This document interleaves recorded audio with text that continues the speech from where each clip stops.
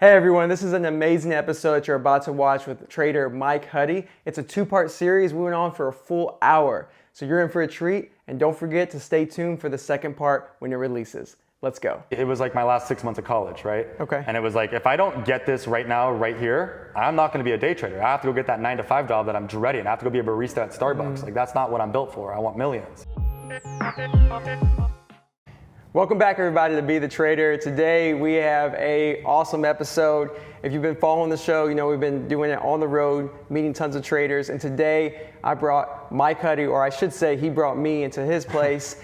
And it's gonna be a great conversation. We're gonna be catching up with Mike Huddie. If you don't know who he is, then you need to go check out the previous interviews that he's been on the show. We'll have links below. And he has his own show, which I'm sure he's gonna be happy to share with when he wraps things up, so that way you guys can know where to find more information. So Mike, thanks for joining me, my man. Appreciate it. Yeah, remind me to do that at the end. Yeah, I'll remind you, because I listened to your show, man, and Nice. it's good. And I was like, dude, like, I love the vibe that you did on that show, man. We just wanted to bring content to the people that like we didn't want to give them patterns and like tell you what to buy. We just want to like mess with the mental side of trading, right? Yes. Which is I think an angle that no one talks about. Like all these people, they have these courses and stuff like that teach you can do this, you can do that, you can do this, and at the end of the day, it's too much information. What's really the issue is yourself. Like FOMO, greed, hesitation, whatever those emotions are, how can I help you build out of that? And I think that's just like better education than me telling you how to buy a stock. Absolutely. Or what stock to buy. I agree 100%, but why do you feel like that's so important from your perspective? Like, what have you seen when you see all these traders? I'm sure you get tons of questions, right?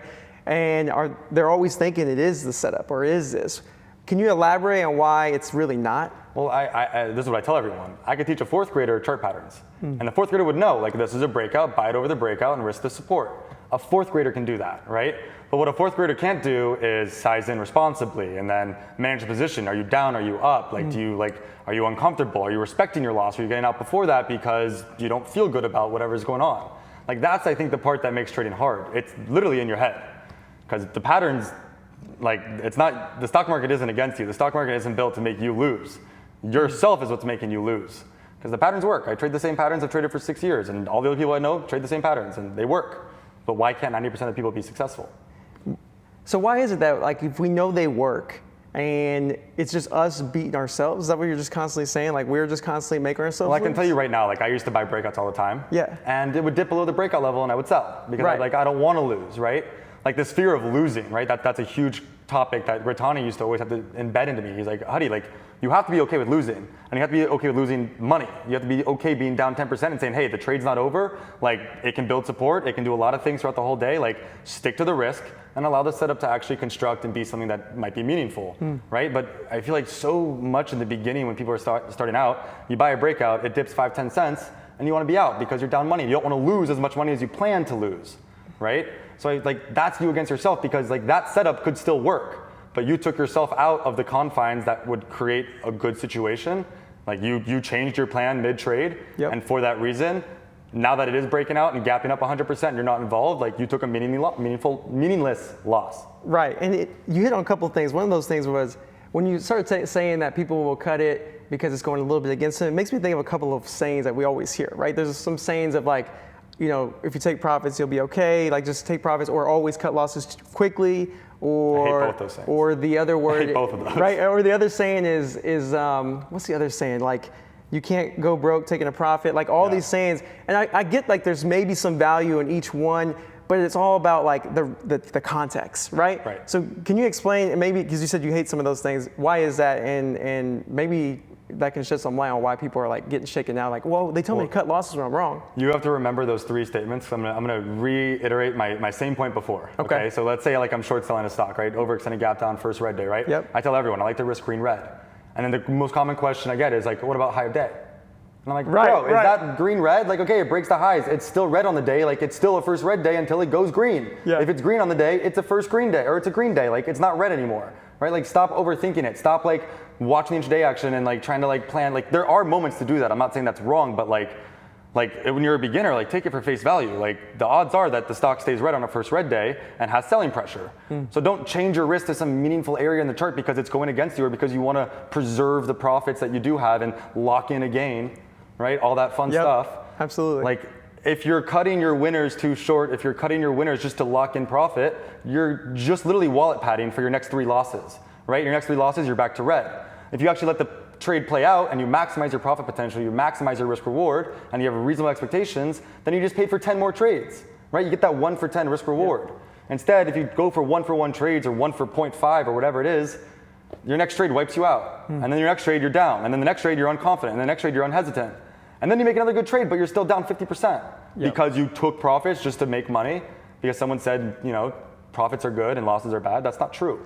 Hey, we wouldn't be able to do these face-to-face interviews if it wasn't for our great sponsor, Cobra Trading. So if you could just give them a few seconds of your time, we'd really appreciate it. Cobra Trading is the broker for short sellers. If you're a short seller and you're looking for the best borrows and the best service in the market, look no further. It's why I use them every single day and why I'm happy to have them as a sponsor. So make sure to click on the link below to learn more about Cobra Trading. And now let's get back to the show. I can feel the passion from that answer, dude. It's like I literally feel like you were like choking me. Well, it irks me. There's so much misinformation out there, right? Yeah. Like cut losses quickly. Okay, that doesn't mean like right when the stock goes against you, cut the loss. Like I'm with Gratani, cut losses intelligently. Like before I enter a stock, I know my risk.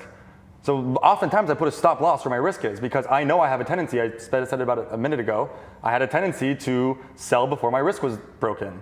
So I started literally putting stop losses where my risk was, and just not looking at it, just like letting the trade play out. And just because the stock dips, that doesn't mean like cut losses quickly. That means, okay, the stock is dipping, it's consolidating, someone's accumulating, someone's selling, who the frick knows, right? Yeah, right. But until it breaks my risk, the trade is still intact, right? I'm not a geek. I don't know how to read level 2. I don't know how to read tape. I'm the most basic and sophomore trader. And obviously there's a little bit of lie in some of that, but like I get it, yeah. I'm not like this guy where it's like, oh, like 100K flashed on the ass, like that's a big seller, they're soaking. Yep. I don't know that. All I know is I entered for a breakout. It hasn't violated my risk, so just kick it, Yep. Like don't cut losses because it goes down on you. Cut losses because it breaks your risk. The risk that you planned for before you got into the trade. That's intelligent. You even said that you dealt with that struggle too, where you were getting out or shaken out before it hit your risk in the past. So on breakouts. On breakouts. So how was it? Is that a problem now, or not really? Less. I mean, I kind of solved it by putting stop losses where I initially planned, and then I go to the gym and I stop watching it. I'm just like, okay, if it's stop loss triggers, like so be it. If it consolidates healthily, and I like the way that it's hugging VWAP, hugging the breakout, and it starts spiking into close, like I'll add. But on shorts, that wasn't an issue as much? Shorts were never an issue. Okay. Because I think short selling and longs it's like shorting is objective. Stock's extended, stock needs to come down. And it doesn't always happen like that, but like you understand what I'm saying. In general, it's extended. Go look at any chart. Selling pressure. No one's buying up here. There's no one there's just like the stock's up 500%. Who in their right mind is buying up here? Someone's just going to take a loss in a second, right? You just have a supply and demand imbalance. So it like objectively makes a lot of sense to me. Longs, there's a lot of room for subjectivity. You have press releases, you have not market caps, but you have press releases, right? Let's just take that variable right there, right? Deciding whether the news is good or bad is subjective to what you think. So that's why we always say like react to the stock, but like longs, like all of a sudden you're in a stock and you see the news, like you bought the breakout, then you go read the news and you don't like the news, then you go look at the filings and you don't like the dilution or the cash or whatever it is, and all of a sudden you're second doubting your plan because there are variables to think about when you're longing a stock. True. When you're shorting a stock, I don't need to look at any of that. I just say, hey, it's a first red day, it's red, I'm gonna short it, I'm gonna stop loss green red, and I'm gonna go to the gym. Do you really still only mainly focus on like one setup yourself? No, I do 3. You do 3? Okay. Well, still, I mean, that's not, like the fact that you can be like, nope, I do 3. But it's really cool that you can like just decipher it's just these 3. Well, I've been trading for 6 years. True. Okay, true. So I used to trade a lot, right? Yep. And then I realized that that's like a losing game. Like if you trade so much, if you're scalping, if you're trading every single setup out there, you're gonna burn yourself out. You're not gonna wanna trade by year 3 or year 4. And what you realize after year 3 or year 4 is there's like 1, 2, or 3 plays that can make your year, or your month, or your week, whatever you wanna call it, right? Yes. There's really good plays that eventually present the right price action, the right risk reward, the right press release, the right sector, whatever it is. And you can knock it out of the park. Right. And 95% of your trades are not gonna be that. So how do you discipline yourself to only focus on that? Or like if you're dealing with any statistics of like a breakout, like I've tracked breakouts, like they're not 100%, they're not even 80%, they're not 70%, they're more like 60, 50, 40. Okay. Right? So like if you think about that, like if you're long biased, if you're a breakout buyer, those are your odds. But all of a sudden, you're long biased, so now you're also buying dips on random stocks because you see other people in chat rooms doing it. You're also buying this or that, whatever the scenario is. If you're not focused on that one setup, that one criteria that has a specific risk-reward statistic to it and a specific, failure rate or success rate, like you're muddling the waters. You're making it so like, yeah, breakouts work, but what about the 50 other things you just tried? Yep. And now it looks like breakouts don't work, but that's because you tried one breakout and bought 4 or 5 other stocks in different scenarios. Maybe it was before the breakout, maybe it was after the breakout, maybe it was a dip to the breakout, whatever it was. Like there's a lot of ways to skew a successful pattern, and the way you do that is by overtrading other patterns, right? So like what do? I do breakouts and I do first red days and I do first green days. Those 3. Okay. And I'm always looking for those. First green days, reversals from Grattani, breakouts from Grattani, first red days from Grattani. Everything I do is Grattani based. Oh, really? Oh, that's interesting. Dude, I love Grattani. He's a good guy. The guy and I, we Skyped for like a year straight, every week, and we built these things. Like he already had them built, but we like discussed. We tried to figure out ways to increase that conviction, increase the odds of winning. So I was able to peek into his mind, and he was so systematic about what he did. Like it was just like process. And what I find with a lot of the gunslingers today is there's no process. It's literally it's feel, and it's degenerate gambling. But it's working. But it works. I'm not saying it's bad. Yeah. You can go to the casino and put $100,000 on red and blow it out of the park and just one lucky roll. I think you get better odds. I think you get better payouts in the market. I think it pays better to gamble in the market. But that's not who I want to be. I want to be the guy that has a systemized process and be a pattern day trader, not someone that's under 25K, but trade patterns as a day trader. Yep. Right? Just because I feel something can go up, or if I feel something can go down, because I think something can go up or go down, it's usually wrong, because what do I know? Like, one of the most helpful things to me is admitting that I know nothing. That everyone out there is making you believe in fairy tales and unicorns, MACD, RSI, moving averages, whatever it is. Like, I'm sure they all have Fibonacci sequences. I'm sure they all have some kind of merit. But in reality, what do I have on a chart? I have support, resistance, and VWAP. Yep. Like, I don't need all the clutter in my mind, because I know at the end of the day, it's just my opinion, and my opinion is probably wrong. But if I stick to something that's been statistically proven and just stay in that lane, then maybe I can do the statistic that says it works. That's nice. I love what you said. But you said a couple of things too, man, that you said at the very beginning of that. I've been training for 6 years. So at first I was just trading all kinds of stuff. Yeah. And I think even when you got consistent with your one pattern, you were probably still trading all kinds of stuff, right? From time to time. So would you say that's necessary, or would you say you wish you didn't? Like, can you explain? I think you have to find out where you lose before you can start to win. In order to know where you're losing, you have to lose. Yep. And I keep losing there. I should stop doing that. I keep winning there. I should start doing that more. So for me, back in like year 2, I had finally started finding some success shorting OTCs, first red days, which were absolutely fantastic. It was during the marijuana run and the Bitcoin run, and these things were going crazy. And it was like every other day you had something that was up like 100, 200%, and on the OTCs you have a first red day. It's absolutely phenomenal. So I got somewhat consistent, and then I was tracking my months, like every day, profit and loss, seeing how much I made. And out of 4 weeks in a month, and again, like I'd have like 8 green days in a row. Like I was consistent. And this was not when I was making money. I was just consistent, right? And then all of a sudden, 8 green days in a row, and then there'd be this red day, and it was like 4 or 7 grand, and it would take out like 3 or 4 days. And I was like, what is that? So I started like very minutely tracking like what I traded that day, like the setup by setup, and I noticed that those were all longs. So what I noticed was I was doing the thing. I was taking paper cuts, and then when it actually got to my risk, I didn't want to cut, because sometimes you see longs go below the support, catch, and then come back up. And I'm always in that mentality where it's like I'm a dreamer, I'm a believer, whatever it is. And I found that like my long risk management would get away from me. So I had to write honest. I found out where my losses are. I found out my big losses, the ones that were ruining me, were long biased. So every day I got to the market, I wrote on a sticky note. I said, do not long a stock. And I'd have to put it on my screen every day. And Roland talks about this too. Roland did the same thing, but for some other problem. Sticky notes are great. Yeah. So I'd put the sticky note and I'd say, look, don't long stocks, because I found out where my losses were. And then I found out, more importantly, where my wins were, which were first red days, multi-day runners that were having a first red day. So I kept adding the sticky notes. Like, okay, I lose really big when I short a first green day. If I short a first green day low float, I lose really big. Okay. Sticky note, don't short first green days, low floats. Don't do that. Don't even short first green days. Yeah. Let's just stop doing that. Like, where am I losing? And once I figured out where I was losing, I could focus on where I was winning. That was the process. But then you needed the disciplines to actually not do that, right? Was it easy at first? Like even with the sticky notes, did you have some rough times, or was it just? Well, for me, it was like my last 6 months of college, right? Okay. And it was like, if I don't get this right now, right here, I'm not going to be a day trader. I have to go get that 9-to-5 job that I'm dreading. I have to go be a barista at Starbucks. Like that's not what I'm built for. I want millions. I don't want coffee money. So I lit a fire under my you know what to like say, hey, like you gotta discipline yourself. You gotta like every night I'd watch trading tickers. I'd watch the first red day. I'd watch overextended gap down. If I had an overextended gap down the next day, I'd watch the chapter. Like I was just like, this is my play. I have to freaking nail it. Let's make it as fresh in my mind as possible. And next day, do what the DVD said to do. Right. You know? And that's a great course too, dude. That was it works. was like the best one. It works. It's just, but can you be disciplined to discipline yourself? You know, to not be a kid in a candy store having every single piece of candy. If you have every piece of candy in a candy store, you're gonna get a stomachache. You're gonna get hurt. But if you find that one you really like, and it's not there very often, but when it is there, you buy it, you do well because you enjoy it.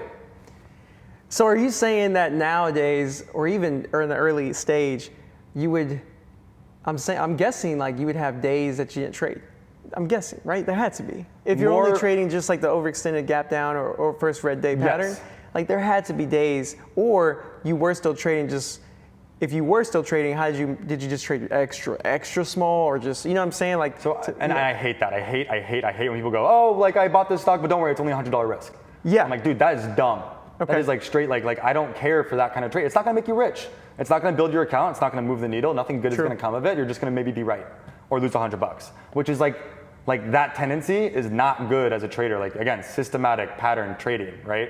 A lot of traders do that, and I'm like, why? They're like, what do you think about this? And I'm like, what is it? And they're like, I don't know. I bought 100. Like I bought, and I'm like, why? They're like, well, it's small. That's not a reason to buy, you know. For me back then, I was in college. Yes. So if I didn't make a trade in the first 2 hours, I had class, I had lacrosse practice, I had fraternity stuff, whatever it was. I was busy. So I don't know. There were days that I didn't trade, but like I remember vividly the days that I didn't have an overextended gap down and I had time to be at my computer. Right. I would throw in a webinar. I categorized every single one. For real? You would just sit there and not trade at all? Watch a webinar. Because it was make or break it time. So it's like, let's just keep, or I'd put on Fortnite and then I have Gratani in my ear on the right. Yeah. You know, like I constantly surrounded myself with information from one person that traded the exact same thing as I traded, that I wanted to emulate. You know, I say mimic the best, F the rest, right? Yeah. So he was who I wanted to emulate. Every day I had him going. If there was nothing to trade, in order to distract myself from trading, I'd put up on full screen, you know, I categorized every single one of Gratani's webinars. I knew which trade, which setup were in each webinar, so if I had to go back and watch it, which ones I liked more, which ones I didn't like. If the setup didn't resemble anything, I'd go back to trading tickers, and I just rewatched the copy. That's nuts. So that's how awesome. I distracted myself, you know? So what do you feel like has been the hardest thing for you once you got consistent? And you started to see, like, I was only trading my patterns, I was only trading my setups. Did it come to a point where you were just like bored and you just didn't do it? Like, was there any difficulty? Go ahead, go with your question. Well, I was gonna say, was there any difficulty along that journey to not, I guess I'm trying to say like, to not try new things with your money? You know what I'm saying? Because you want to grow, right? So like as you grow, or maybe you don't, like I don't know. Well, I think at some point it's like, do you really have to make money everywhere you can make money? Like, do I really have to buy Bitcoin when I'm making 10K in the market every day? Like, do I really need to make money at every single crevice that I think I can make money? True. And the answer is no. I think there's always room for growth. There's always ways to, you know, get multiple different sources of income. But I feel like if you have 3 setups and you're trading 3 out of 5 days a week, like you don't need more. Yeah. You really don't.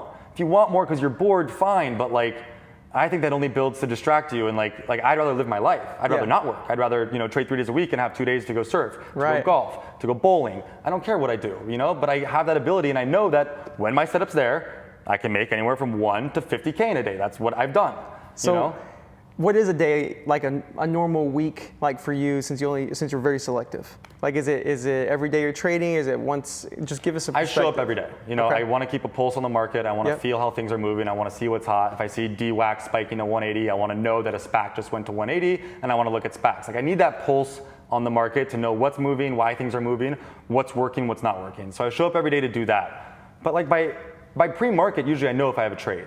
And then by 7:30, I definitely know if I have a trade, you know, for the morning, right? And by 9 a.m., I don't really want to trade because anything I buy into strength is going to dip because everyone's going to sell and take profits in the afternoon. So like by 8 a.m., I generally close my laptop, I go to the gym, and I go do other things, and I build a business, and I handle this house that I'm in, and like there are other things on my plate. And then I come back at 11, I run the scans, I see if there's anything for the end of the day, I see if there's anything for tomorrow, I get a pulse on the market, and then I don't like that thing.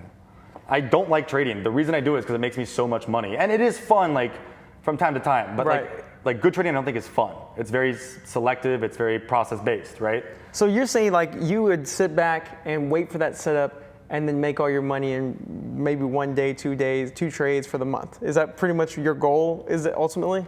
I think 1 or 2 trades can make your month. Gotcha. You know, there are 1 or 2 trades that can make your year, is what I mean. Like, there Gotcha. are those really unique setups, right? DWAC from 10 to 180 and then down, like that kind of range, right? There are scenarios that you can make a very healthy living in just one setup. That setup doesn't come around every day. There are, you know, A plus, A minus, B plus, B minus, C plus, C. Like, there are degrees of setups. Like, I could have a perfect breakout, but it could be a multi-billion-dollar market cap, and I don't want to touch that, right? That's probably a C minus. It might still work, but that's not really for me. Let's jump on that real quick, because you said there's different levels of your setup, right? Yeah. So are you so selective where you only trade the top of the top, or are you like, if it's a BC, I'll trade a smaller size? Let's not confuse. Okay. I'm not perfect. Okay. I'm not the most disciplined person. I gotcha. I'm 27. I do some really stupid stuff sometimes. Okay. Like, I do some stupid stuff. But I know that, like, my money is best placed in the best setups. Like, I know to wait for those, and I know, like, to not burn myself out going into that setup, right? Okay. If I'm taking losses on stupid stuff and then this really good setup comes around, then I'm not prepared, and I won't size in, and I won't do this, I won't do that, and like, that is more detrimental. That's the most detrimental thing you can do as a trader, is like scare yourself out of the ideal play because you messed with things that were, no, there's nothing to really trade today. This thing kind of looks like, you know, the eyes will be here, so let's trade this. Right. You know, and that stuff, again, will maybe not affect you in the moment, but might affect you 3 or 4 days or weeks later.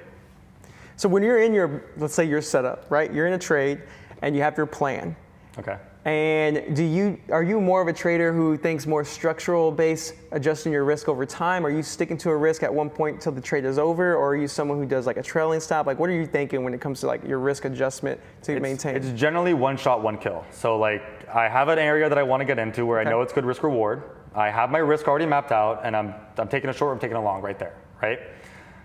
Then I want to give it 2 hours. Like, I want to give it at least 2 hours, or at least 45 minutes. Like, give it some time to just trade. Like, do what it's going to do naturally, right? Like, the next 5 minutes don't dictate the rest of the day, right? 45 minutes, an hour, 2 hours, 3 hours. Maybe it's topped out at, you know, the day high 5 times at this point, and then cracked the lows. You know, went down 50% and then had this really nice bounce off the lows, like back up 30%. That might be a situation where I want to add and then move my risk from, you know, green red to day high. But that's talking, and that's just a random example I made up on the spot, but like, there are scenarios where I want to add to a winner and move my risk with it. It's not a trailing stop, I'm literally looking at the chart, I've seen an area hold as a top or a bottom for hours. Yes. And now we're making this next move in the next direction, and can I add, and then, you know, maybe I had wide risk to start, but can I tighten up that risk, and then, you know, for this next leg down or leg up, whatever it is. When it comes to that same scenario, are you adding to basic, are you thinking about, oh, I don't want to ruin my average, or are you thinking about, I want to add a whole new risk in terms of a same dollar amount that you were risking originally? So now if you get stopped out with your double position or whatever you add it, you're taking an original loss that you would have at the beginning. Like, what are you thinking about your ad? Like, everyone has a thought where I don't want to lose your average. Like, that thought goes through every single person's trader, every trader's mind. It's really a personal decision. For me, I like to put myself in situations where I make money or I make more money. You know, like, that's what keeps me very consistent, right?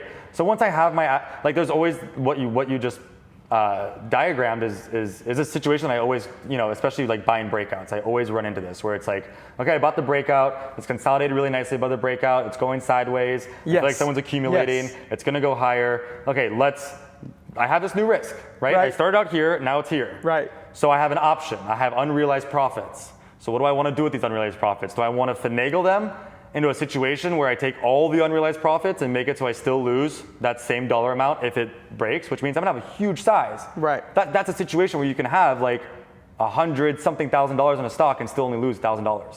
Like, you can make that a reality.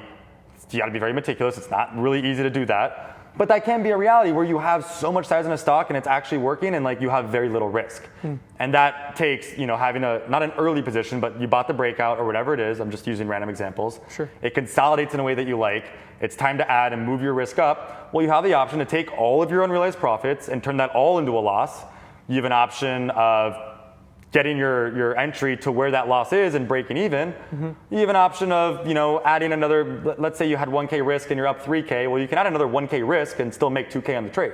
Yep. You have those options. That's who you are as a trader. I think it also depends on the market and like how things are running. And if it's crazy, then I certainly want to take all my unrealized and throw it into. That's a good point. You know, if everything's gapping up, and I think this is going to gap up, and I don't think I think the question will be green red, not even the risk level. Then that's a situation where I'm going to add everything in because I understand the risk reward scenario right there. I love what you say. It all depends on also like just the market sentiment and how everything is moving. Because like you said, like, dude, if we're in the market just like 3 weeks ago, in the summer, I would never add to a position. Summer, I would never add. Because it's shit just choppy. In summer, I don't even trade. Yeah. But if I was trading for summer, and I've learned not to trade in the summer, but if I was trading in the summer, and like even if I have the best run in the day, like they all fail. Like there's no volume, there's no follow through, there's no multi-day runners. Follow through, that's it right there. You know, if nothing's gapping up, then why am I adding at the highs when nothing's gapping up? Like it's gonna gap down, or it's gonna open up, break even, and then it's gonna go down. Like that's too much mental pressure. I'd rather make money in that scenario, right? But there is a time and place to say, I hate the word YOLO, but there's a time and place to say, hey, I can get a lot of size in this stock, I should add, things are gapping, things are running, there's a lot of heat, there's a sector, whatever it is. And there's a moment where it's like, okay, like I can still get 1K risk on the table, right? But I'm gonna have $100,000 in the stock. And then that's on you to kind of figure out, okay, if there's an offering, if there's bad news, like you're gonna take a lot bigger of a loss than 1K. So it's like, you gotta be an experienced trader to do that. But I do think there are scenarios to say, okay, like I can get a lot of size in this stock and still lose that kind of threshold where I'm losing 1, 2, 3K, whatever it is, and have 100K in the stock. And then let's say it gaps up 100% over the day. Like, let's say, I've been in situations where I get 100% gap ups, right? Like, that's a payday. Nuts, yeah. It's one of my favorite feelings to have, like, wake up 4 a.m., check the phone, it's up 100%. I'm like, oh my God, that's amazing, right? That happens. And like, if you have 2 or 3K risk on the table in that moment, like, that's perfect, you know? Yep. So there are scenarios to do it, but it's not like, I don't have a blanket rule to say like, I should do it every time or every not. That's feel. That's the feel of the market. Not the feel of the pattern, not the feel of the, like, but the market and how. How does someone get that feel? Huh? How does someone get that feel? You stay in the game long enough to survive. You got to survive. You got to be in the market for 2, 3, 4 years, you know? Gotcha. And then you start to understand, like, there's waves, there's cycles, there's hot months, there's cold months, there's sectors, there's non-sectors, there's bills, there's election years. There's certain things that ignite the market. There's stimulus, COVID, whatever it is, you learn. Like, the goal as a new trader is to survive so that you can learn, which is why I always tell people, like people are like, oh, I made like 50 bucks today. It's like, it's not about how much money you made. Like, did you just win, right? Are you alive? Did you not lose big, you know? Because you need to do this for a year. You need to do this for 2 years. I wasn't profitable for 2.5 years, right? But I stayed in the game because I never focused on the money. I focused on the process. And I think more traders need to do that because you can't get the feel unless you stay in the game 2, 3 years, talk to other traders, you know, network, connect, and learn, like become a sponge, like soak up as much knowledge as you can, and like that takes time. It doesn't happen overnight.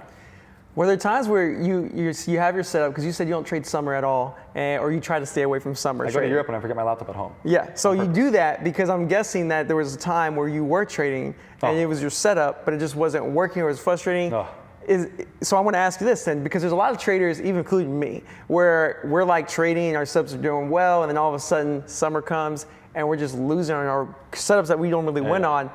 Is that something that you like happened to you and that's why you made that decision? Yeah. No, totally. I think it was 2018, the summer of 2018, and I was living in London. Okay. And I was trying this out after college. And I was still only playing first red days. I remember there was a ticker like AWX, I think it was what it was called. And I think the guy from Mint. Oh no.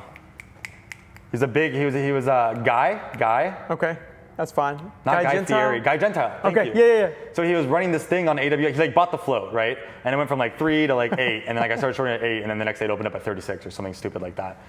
And it was wild, and there was no way to freaking trade it. And then there was the next day, there was like SSLJ, and it was like this stupid ticker, and like it was up 100%, but there was no volume. So like I shorted out of the gate, it dropped 20 cents, and then it did nothing. And I started to realize like trading in August sucks. Like there's no follow through. Whether you're long or short, there's no follow through down or up. So like, why am I battling to make 5K on the month or have a red month when I could just be in Europe on a boat spending 5K, like popping bottles of champagne and having a good time? Like, why am I on the market? Like, don't live to trade, trade to live, you know? And that's what I realized, like summer months when it does get slow, like I don't want to fight for 5, 10K when in February I make that in a day pretty easily, you know?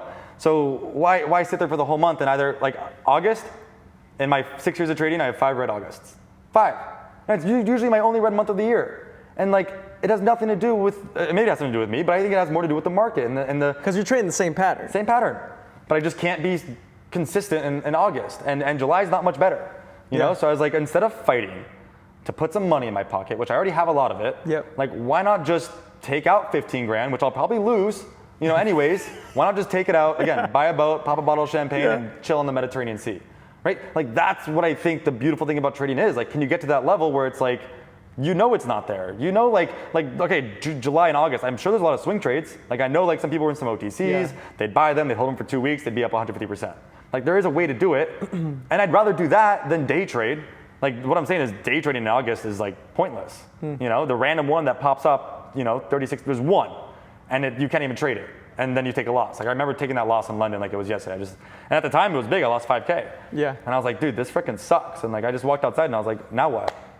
You know? Now I don't feel good. You know? And the other thing is like when you're trading on vacation. Oh my gosh, dude, that's the worst. Yeah, well, so you take a loss and then like the next 2 weeks you're like, how do I make it back? And it's like, I don't want to be thinking about that. I don't want to be thinking like I got to go trade the next thing because I lost money, right? I'd rather just lose money with yacht money. You know, it's just I don't know. In my opinion, it's a better way to live. There are months to make your money and there are months to enjoy your life.